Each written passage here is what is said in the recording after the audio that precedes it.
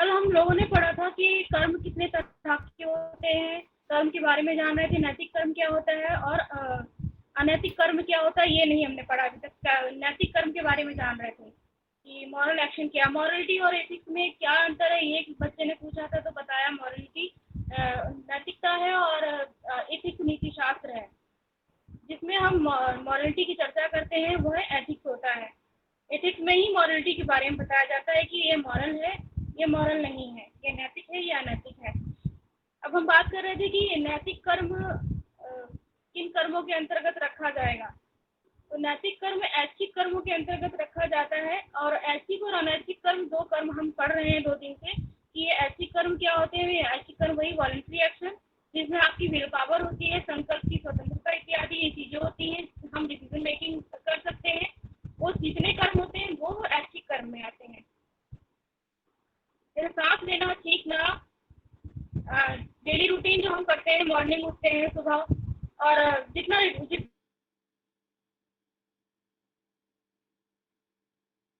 नहीं लेना है। हम सोच नहीं रहे हैं कि हमें सांस लेना है, लेकिन हम सांस ले रहे हैं। हम छींक आएगी तो हम छींक देंगे, ये नहीं सोचेंगे कि क्या छींक आ रही है, कोई विल पावर हमारी इसको रोके या हम इसको रोक सकते हैं या नहीं रोक सकते हैं। ऐसा नहीं कर सकते। ये कर्म अनायास ही हो ही जाते हैं। भूख लगती ही है, भूख की इच्छा अपने आप से होती है तो हम खाना खा लेते हैं, भूख शांत हो जाती है, फिर भूख लगती है। तो ये जितने कर्म है ये हम और दूसरे प्राणी सब करते हैं। पर एक विजडम जो होता है, एक विवेक, विवेक के कारण ही मनुष्य और दूसरे जीव अलग अलग होते हैं। और नैतिकता मनुष्यों पर ही लागू होती है। मनुष्य में भी उन मनुष्यों पर अप्लाई कर सकते हैं जो वॉलंटरी एक्शन कर रहे हैं। आप वॉलंटरी एक्शन कर रहे हैं, हम वॉलंटरी एक्शन कर रहे हैं। हमें पता था कि हमें हमारा क्लास लेना है, आप लोग को पता था क्लास में आना है। तो एक विल पावर है। ये चीजें दूसरों को नहीं पता, दूसरे जीव जंतुओं को नहीं पता होती हैं। वो कर्म करते हैं जिसके लिए एक भीतर से 2 तरह की इंस्पिरेशन होती है जो हमें जीने के लिए प्रेरित करती है, और दूसरी ये होती है कि हम किस तरह से जीवन जिए। जो किस तरह से जीवन जिए वो जो इंस्पिरेशन होती है वह हम ह्यूमन बीइंग में ही पाई जाती है। किस तरह से जीवन जिए ये पशुओं में नहीं होता है, वो बस जीवन जीते हैं। इतना क्लियर हुआ?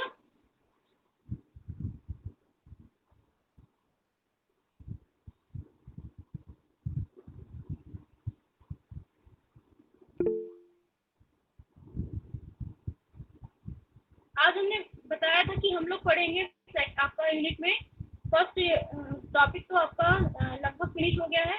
उसमें जो कंफ्यूजन रहेगा वो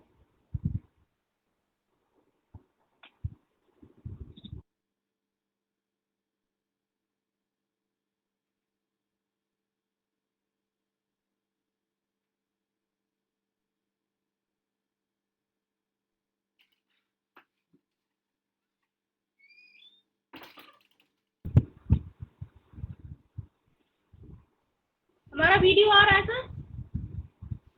हेलो हेलो। हाँ, आपका वीडियो आ रहा है, आपका वीडियो आ जी रहा सर, है।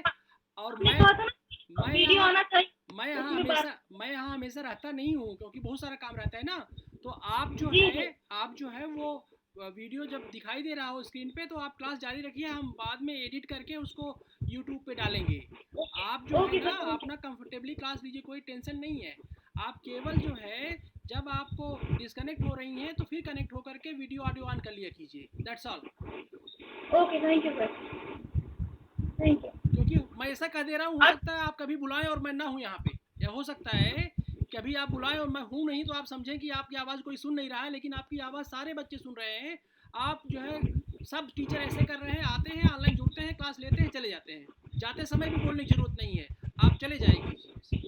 सर धीरे धीरे आदत पड़ेगी ऑनलाइन क्लासेस नहीं, की, मैं रहता नहीं, मेरी ऑनलाइन। मजबूरी ये है कि मैं रहता नहीं हूँ ना, मैं रहता हमेशा रह नहीं सकता। मैं आपको इसीलिए हमेशा ओके के लिए बता दे रहा हूँ कि आप आइए, अपना क्लास लीजिए और जब खत्म हो जाए तो बाय बाय करके जाइए अपना। Okay, thank you sir, thank you. Next topic हमारा है concept of risk. Concept of risk आपके सिलेबस में भी दिया है। ये ऋग्वेद में मिलता है हमें।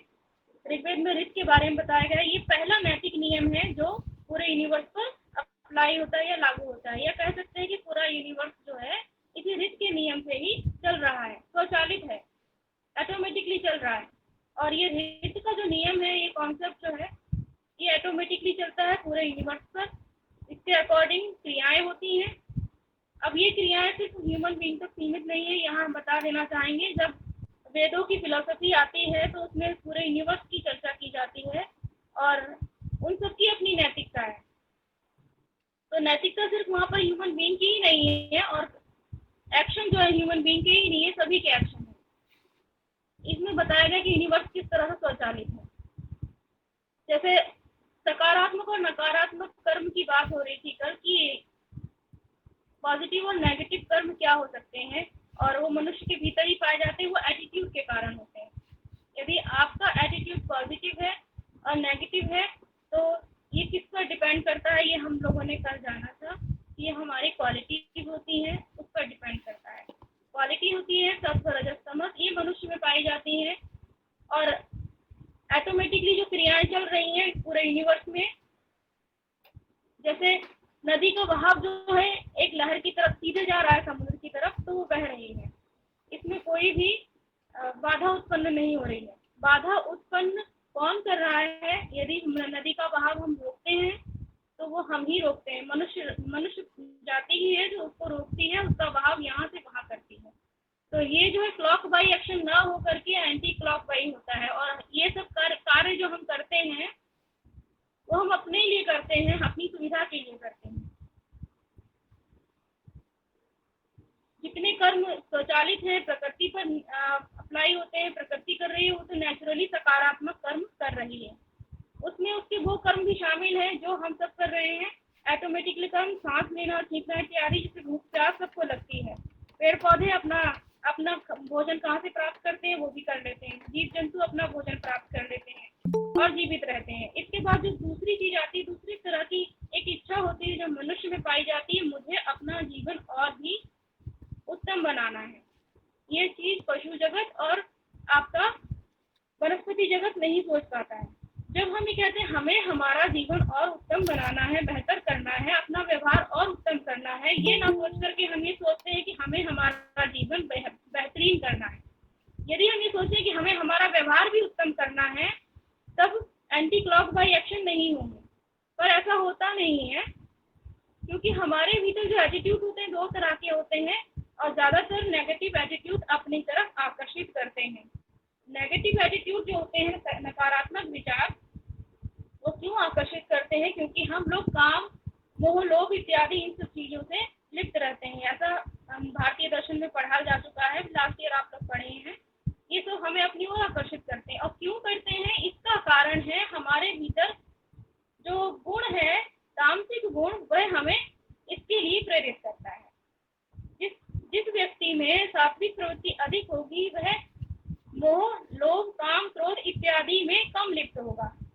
क्योंकि वह प्योर तो नहीं हो सकता। प्योर सात्विक हो जाएगा तो फिर बुद्ध हो जाएगा, सत्व हो गया तो फिर वो सत्व हो गया। सत्व का मतलब होता है प्योर बीइंग।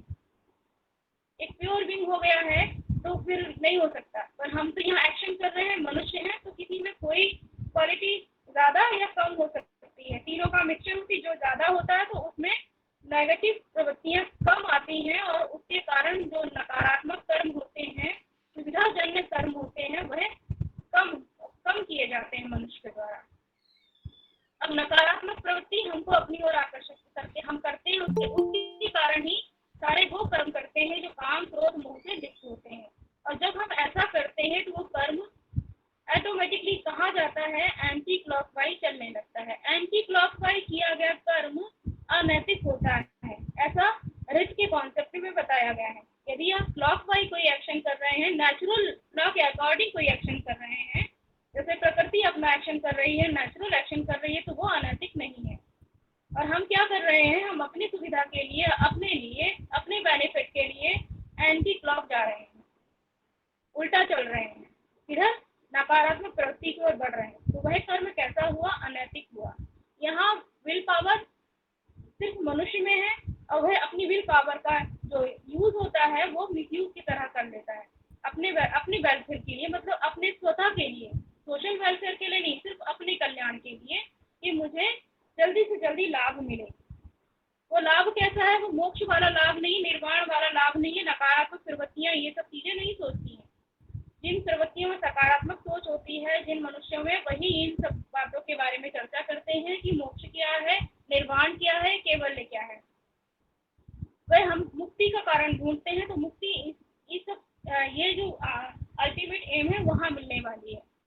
उसके लिए हम प्रयास करते हैं कि हम ये कर्म करें। इसके लिए जो जो कर्म करते हैं वह एक नैतिक मार्ग होता है। अष्टांगिक मार्ग एक नैतिक मार्ग है। पंचशील का पालन करना एक नैतिक मार्ग है। पंच महाव्रत का पालन करना एक नैतिक मार्ग है।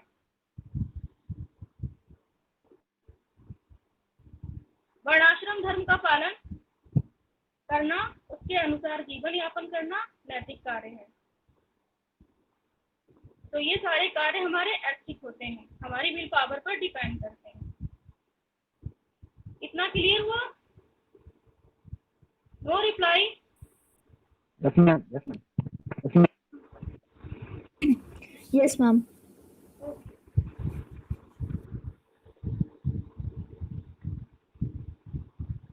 वैदिक नीति शास्त्र ऋग्वेद, यजुर्वेद, सामवेद, अथर्ववेद, ब्राह्मण एक ग्रंथ है बेटा। ब्राह्मण का मतलब यहाँ पर ब्राह्मण वर्ण से नहीं है, ब्राह्मण उसमें भी नैतिक सूत्र दिए हुए हैं, जैसे मनुस्मृति वगैरह में दिए। ये सब हमारे इंडियन टेक्स्ट हैं, भारतीय टेक्स्ट हैं, प्राचीन टेक्स्ट हैं। ये सब आपको पता होना चाहिए कि हम जब भारतीय नीति शास्त्र पढ़ रहे हैं तो कहाँ से पढ़ रहे हैं। पर्टिकुलर इसके लिए एक कोई थिंकर अलग से नहीं मिलने वाला है। आगे जाएंगे तो हम बौद्ध धर्म में, हमें श्रमण परंपरा में बौद्ध धर्म में गौतम बुद्ध के रूप में मिल जाएंगे, उसके प्रवर्तक महावीर स्वामी, वो भी श्रमण परंपरा है, सनातन नहीं है, उसको वैदिक परंपरा हम नहीं कहते, वो वैदिक ट्रेडिशन नहीं है, वो श्रमण ट्रेडिशन है। हम श्रीमद् भगवद गीता की बात कर रहे हैं तो वो बाद में इसी से निकला हुआ है, सबसे पहले वेद है। तो आप इसे नोट डाउन कर लीजिए। हम वैदिक नीति शास्त्र किन किन ग्रंथों के अंतर्गत पढ़ते हैं, please note down. Rigveda, Yajurveda, Samaveda, Atharvaveda, Brahmana, Aranyaka, उपनिषद, श्लोक सूत्र, धर्म सूत्र, रामायण, महाभारत, श्रीमद् भगवद गीता। इन सब के साथ साथ स्मृतियां और पुराण भी हैं। स्मृतियों का नाम आपने सुना है और पुराणों का नाम भी आपने सुना होगा। किसी एक पुराण का कोई नाम बताएगा? मत्स्य पुराण, विष्णु पुराण, भगवत महापुराण, गरुड़ पुराण। मतलब पता है कि पुराण क्या होता है। पुराणों में भी हमें नैतिक वाक्य मिलते हैं, नैतिक सूत्र मिलते हैं, जैसे स्मृतियों में मिलते हैं। मनुस्मृति में धर्म के रूप में हमें नैतिकता के पालन के बारे में बताया गया है। भगवद गीता में कर्मयोग की चर्चा की गई है, वो तो पूरा एथिकल है, वो टेक्स्ट ही एथिकल है, उसमें तो कर्म के ही विषय में चर्चा की गई है। ऋग्वेद में हमें कॉन्सेप्ट ऑफ ऋत, कॉन्सेप्ट ऑफ ऋण के रूप में पता चलता है कि हमें किस तरह के कर्म करने चाहिए। आपने जो बुक ली है, आपने डाउनलोड की है, उसमें ये सब मैटर मिल रहा है ना आपको? पढ़ा था किसी ने कल? स्टार्टिंग के 2-4 पेज पढ़े थे? No reply. Ma'am introduction section, yes ma'am, उसमें दिया हुआ है, रित के बारे में दिया हुआ है, जो अभी आपने बताया कि कौन से नैतिक काम है, तो वो यूनिवर्सल ऑर्डर। सर ये क्लास है, क्लास में तो इतना पूछना बनता है।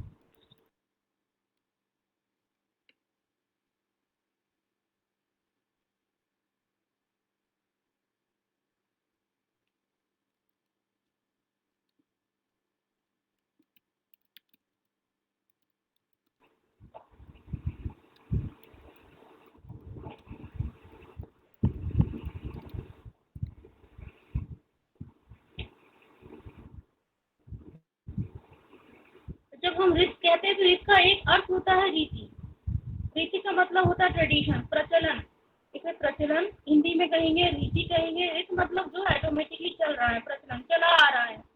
ये सनातन ट्रेडिशन से रीत चला आ रहा है। रीत का जो प्रादुर्भाव है सृष्टि के प्रारंभ से ही स्टार्ट हो गया था और इसके अकॉर्डिंग ही सृष्टि में विभिन्न तरह की रचनाएं हुई। मनुष्य बना, जंगल बने, प्रकृति बनी, नदी बने।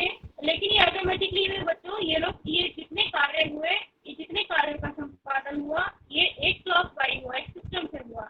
इसीलिए ये नैतिक नियम है। बट मनुष्य के पास एक चीज अलग से आ जाती है, वो है बुद्धि। तो बुद्धि का प्रयोग जब मनुष्य करने लगता है तो वो उसके एटीट्यूड के कारण नेगेटिव और पॉजिटिव हो जाती है। यदि उसका एटीट्यूड में दो तत्व ना पाए जाते तो वो भी सकारात्मक ही होता है या नकारात्मक भी होता।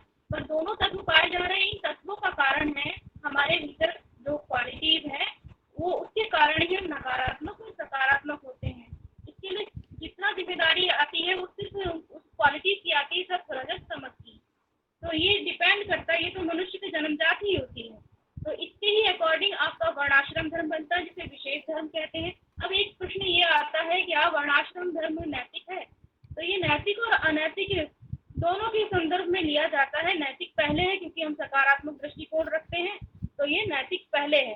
क्यों? क्योंकि ये इसका बेस जो है हम अपनी फिलोसफी में पाते हैं, साक्ष्य फिलोसफी में देखते हैं, और वैसे भी इसका कई जगह वर्णन मिलता है कि इक्वालिटी तो प्रकृति दत्त है, मतलब नेचर ने दिया हुआ है। जो नेचुरल है तो वो तो रीत के अकॉर्डिंग होगा, जो नेचुरल है वो रीत के अकॉर्डिंग है। जो नेचुरल नहीं है वो कहेंगे कि हाँ वो एंटी क्लॉकवाइज है, वो हमने डेवलप किया है, उसमें हम नकारात्मक और सकारात्मक दोनों विचारों का सम्मिलन कर सकते हैं।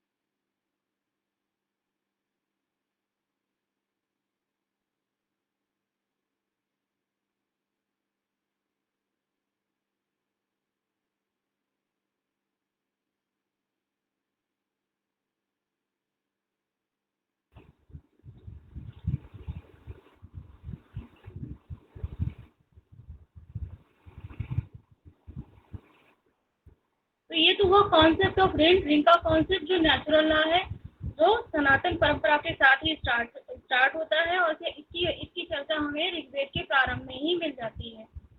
इसके बाद जस्ट आता है कॉन्सेप्ट ऑफ ऋण। ये ऋण क्या, हमने कल आपको बताया था कि ड्यूटीज और गुड राइट, ये तीन तत्व होते हैं जिस पर नैतिकता डिपेंड करती है कि नैतिकता यही चीजों को प्राप्त करना चाहती है। वो ही कर्म नैतिक है जो इन तीन पॉइंट के इर्द गिर्द घूमते हैं। शुभ है, उचित है और कर्तव्य है। तो जो कॉन्सेप्ट ऑफ ऋण है आपका, वो ड्यूटीज है। हमारी ड्यूटीज क्या है ये भी हमें ऋग्वेद में बताया गया है। तो जब जो चीज ड्यूटीज है वो हमारी नैतिकता में आ जाएगा, तो हमने वहां से कॉन्सेप्ट ऑफ ऋण को लिया और उस पर चर्चा करते हैं कि ये क्या होता है। ये भी हम लोग की ड्यूटीज है। जैसे पहला आपका ऋण आता है पितृ ऋण, फिर आता है आपका ऋषि ऋण, फिर आता है देव ऋण। ये तीन तरह के ऋण होते हैं। हमारी वॉल्यूम आ रही है ना? जी आ रही है आपकी बालू। Yes, ma'am. जी हाँ। तो ड्यूटीज की चर्चा कर रहे हैं। भारतीय दर्शन में जो कर्तव्य है वो हमें ऋण के रूप में दिखाई देता है। ऋण मतलब जो मनुष्य जन्म लेता है, जन्म के बाद जन्म के अंत तक उसका कुछ दायित्व होता है, उसे उसको करना पड़ता है, उसकी रिस्पॉन्सिबिलिटी होती है। तो वो क्या उसकी ड्यूटीज है। पहला आता है पितृ ऋण, ऋषि ऋण और देव ऋण। पितृ ऋण, हम इस संसार में जिस माध्यम से आए हैं उस माध्यम के प्रति हमारी कुछ रिस्पॉन्सिबिलिटीज हैं जिसे हमें पूरा करना है। वो जिम्मेदारी है, वो भी हमारी प्रकृति दत्त है, हमें मिला हुआ है। हम जानते हैं हम इस संसार में हैं। इस संसार में क्यों है, किसके कारण है? अपने पेरेंट्स यानी माता पिता के कारण है। तो उसे पितृ ऋण कह दिया गया है। यहाँ माता का नहीं नाम लिया गया है। प्राचीन काल में मातृ सत्तात्मक परिवार ना होकर के पितृ सत्तात्मक हुआ करते थे, परंतु यहाँ हम पितृ और माता, यहाँ सिर्फ पेरेंट्स की चर्चा करेंगे। नाम इसका पितृ ऋण दिया है। आपके पिता के द्वारा आप इस संसार में हैं, तो आपकी कुछ ड्यूटीज बनती हैं, आपको करना है। जो ड्यूटीज आपके आपके पेरेंट्स ने आपको यहाँ इस संसार में लाकर पूरी की है, वही काम आपको आगे भी करना है। ये एक प्रोसेस है, नैतिक नियम है। आपको आपके पिता आपको इस संसार में लेकर आए, आपके पेरेंट्स आपको संसार में लेकर आए, तो आपको भी अपनी जनरेशन को आगे लेकर जाना है। ये एक ड्यूटी है, और उनका भरण पोषण, पालन पोषण, उनकी सेवा इत्यादि करनी है। ये आप डिटेल में पढ़ेंगे तो बुक में मिल जाएगा। मैं यहाँ पर आपको सिर्फ ऋण के विषय में आज बताऊंगी। ऋत हो गया, ऋण हो गया, बाकी इसके डिटेल पढ़ेंगे तो नेक्स्ट क्लास में हमारा हो जाएगा। अब ऋषि ऋण, ये ऋषि ऋण ऋषियों के प्रति ऋण नहीं होगा। यहाँ ऋषि का मतलब हमारे गुरुदेव से होता है। गुरु मतलब हमारे टीचर, हमें जो पढ़ा रहे हैं, शिक्षा दे रहे हैं, और उसके साथ साथ हमें जीवन जीने का एक मार्ग दे रहे हैं, यानी कि नैतिक मार्ग दे रहे हैं। जीवन जीने का मार्ग मतलब ये नहीं है कि हमको बता दिया कि ये किसी भी गलत काम करके अपना जीवन यापन कर लो। मतलब है कि हमें एक एथिकल वे दे रहे हैं लाइफ को अच्छे से एक्सटेंड करने के लिए। तो वो हमारे गुरु हुए, जिसे हम ऋषि ऋण कहते हैं। उनके प्रति क्या करना, उनका आदर सम्मान करना, उनकी सेवा करनी है, और उनके बताए हुए मार्ग पर, उनके बताए हुए उस गुरु मार्ग पर चलना है, आजीवन चलना है। और उसके बाद जो दीक्षा देते, जो उनको हम जिस तरह से आजकल बच्चों फीस देते हैं, पहले वो होता था, गुरुकुल हुआ करता था। उस समय शिष्य जो होते थे अपने गुरु के सानिध्य में बैठकर ज्ञान प्राप्त करते थे, और उसके साथ साथ अपने सामर्थ्य के अनुसार उन्हें दीक्षा दिया करते थे शिक्षा के बदले। अभी क्या है कि हम वो सब नहीं कर सकते हैं। अगर प्रेजेंट टाइम में इन ऋण की उपयोगिता देखी जाए, 3 तरह के ऋण फॉलो हो रहे हैं, नहीं हो रहे हैं, हम सब कर रहे हैं, डायरेक्ट नहीं तो इनडायरेक्टली, उस रूप में नहीं कर रहे हैं, लेकिन इसकी एक अप्लाइड अप्रोच हो गई है। हम सभी लोग अपने पेरेंट्स के लिए हमेशा शुक्रगुजार रहते हैं कि वो हमें संसार में लेकर आए। सभी विवाह करते हैं, लगभग विवाह का परंपरा सब जगह है, सब करते हैं, और अपनी जनरेशन को, अपने कुल को आगे लेकर जाते हैं, और पेरेंट्स की देखभाल करते हैं जिस तरह से उन्होंने अपने पेरेंट्स की थी। ये इतना होता है। ऋषि ऋण में हम अपने गुरुजनों का सम्मान करते हैं, उनके बताए हुए एथिकल मार्ग पर चलते हैं। जब मार्ग कोई बता रहा है, जीवन मार्ग दे रहा है और गुरु दे रहा है, तो वो जाहिर सी बात है एथिकल होगा, नैतिक मार्ग पर चलते हैं। ये हमारा कर्तव्य हो जाता है। ये 3 कर्तव्य हैं। तीसरा कर्तव्य हमारा आता है, ऋण के ही रूप में है, वह कर्तव्य आता है आपका देव ऋण। देव ऋण की चर्चा की गई क्योंकि हम भारतीय नीति शास्त्र पढ़ रहे हैं, और कल हमने बताया था कि हमारा भारतीय नीति शास्त्र पाश्चात्य नीति शास्त्र की संदर्भ में भिन्न है। तो हमारे यहाँ एक पारलौकिक सत्ता की चर्चा हमेशा से की जाती है, क्योंकि हमारा ये जीवन, एक जीवन, ये माना गया है कि हमारा ये एक ही जीवन, बहुत सारी इच्छाएं, बहुत सारी डिजायर्स होती है, उनको पूरा करने के लिए, फुलफिल करने के लिए कम है। इन इच्छाओं को पूरा करने के लिए और अपने कर्मों के बंधन से छूटने के लिए हमें जन्म लेना पड़ता है, और वो जन्म लेते हैं, बार बार जन्म लेते हैं। तो आत्मा का कॉन्सेप्ट भी आया है। बुद्धिज्म में आत्मा नहीं है तो कर्म का कॉन्सेप्ट आया है। जहाँ कर्म है तो वहाँ प्रोसेस चलता है। तो इस तरह से हम क्या करते हैं कि अपने उस आध्यात्मिक सत्ता, यानी कि स्पिरिचुअलिटी या देव, उसे हम देव ऋण कहते हैं, उसके रूप में उसको थैंक्स बोलकर कि आपने संसार बनाया, हमें बनाया, उसके प्रति हमेशा कृतज्ञ रहते हैं। और जिस तरह से बताया जाता है, जिस ट्रेडिशन में यहाँ ऋग्वेद की चर्चा कर रहे हैं, तो यज्ञ आदि करके और उनको प्रसन्न किया जाता है। और जैसे इंद्रदेव वर्षा करते हैं, इंद्रदेव ये काम करते हैं, या हमारे ब्रह्मदेव जो भी काम बताए गए हैं वो एक इथिकल वे में कर रहे हैं। तो हमें भी उसी के संदर्भ में, उसी के प्रोसेस में आगे बढ़ना है। हमें भी उस नियम के, नैतिक नियम के साथ साथ आगे बढ़ना है, एंटी नहीं जाना है। हमें ऋत के प्रभाव में बढ़ना है, क्योंकि हमारे सभी देव ऋत के प्रभाव में बह रहे हैं। वो सारे देवता हैं जो एक नए है उसमें चल रहे हैं। तो जो वो चल रहे हैं, हमें वैसा ही करना है, वैसा ही काम करना, और उनके प्रति प्रार्थना करनी है। ऋग्वेद में यज्ञ आदि का चर्चा की गई है, यज्ञ करना है, हवि देनी है, और उनका आशीर्वाद प्राप्त करना है। इस तरह से ये ड्यूटी भी हमारी बनती है। तो 3 तरह की ड्यूटी हो जाती है ये हमारी, जिसमें पहला पितृ ऋण, और दूसरा ऋषि ऋण, और तीसरा देव ऋण। पहला पितृ ऋण, ऋषि ऋण और देव ऋण। अब हम इसे शास्त्र के साथ भी देख सकते हैं कि पहले पितृ ऋण आता है, क्योंकि हम संसार में आए, हमने पहले अपने पेरेंट्स को देखा, तो वो हमें लेकर आए। तो इसमें हमें अपना जो पुरुषार्थ होता है, एक पुरुषार्थ होता है काम, उसके अकॉर्डिंग उनकी उनकी ट्रेडिशन को या उनकी परंपरा को, अपने कुल को या अपनी जनरेशन को आगे बढ़ाना है। एक ये हो जाता है। फिर सेकंड आता है आपका ऋषि ऋण। ऋषि मतलब गुरु। तो ये भी आपकी ड्यूटी बन जाती है कि आपको उनको दीक्षा देनी ही पड़ती है। तो यहाँ हम अर्थ पुरुषार्थ से इसको कनेक्ट कर सकते हैं कि हम एथिकल होकर के अपना काम करेंगे, अपने गुरु की सेवा करेंगे। वो जो हमको रास्ता बताए, बिना गुरु के तो संभव ही नहीं है कि आप आगे कोई काम कर सकें। लाइफ है, उसको जीना है, उसके लिए भरण पोषण करना है, हर तरह का है। उसमें से कुछ पैसा बचाकर, उससे कुछ ऐसा है कि उससे कुछ सेविंग करने के बाद आपको आगे भी धर्म इत्यादि कार्यों में लगाना है, दान दक्षिणा करनी है, दूसरों की सेवा करना है इत्यादि। जो चीजें पर्टिकुलर ऋग्वेद में बताई गई है वो कर्मकांड भी उसके साथ इन्वॉल्व रहता है, पर हम यहाँ प्रैक्टिकली इसकी अप्रोच देखेंगे। एथिक्स पढ़ रहे हैं और कर्म की फिलॉसफी है, ड्यूटीज देख रहे हैं। रित सिर्फ रित नहीं है, यहाँ पर ड्यूटी है। तो हम उसके अकॉर्डिंग आज के टाइम को भी देख सकते हैं। हम सभी लोग डायरेक्टली इनडायरेक्टली उस तीनों ऋण का पालन कर ही रहे हैं। अब आता है देव ऋण। देव ऋण में हम हमेशा कुछ न कुछ करते हैं, पूजा पाठ करते हैं, हवन इत्यादि करते हैं। हिंदू है तो हिंदू, जो जिसका ट्रेडिशन उसके अकॉर्डिंग। परंतु हम ये भारतीय नीति शास्त्र पढ़ रहे हैं तो यहाँ टोटल हमारी भारतीय नीति शास्त्र अधिकतर जोर दिया जाता है सनातन ट्रेडिशन पर, जो वैदिक परंपरा पर आधारित है, वेदों पर आधारित है। वेद है, आरण्यक है, पुराण है इत्यादि। तो हम उसके अकॉर्डिंग जो हमारा विधि विधान है उसके उसी प्रोसेस में आगे बढ़ेंगे।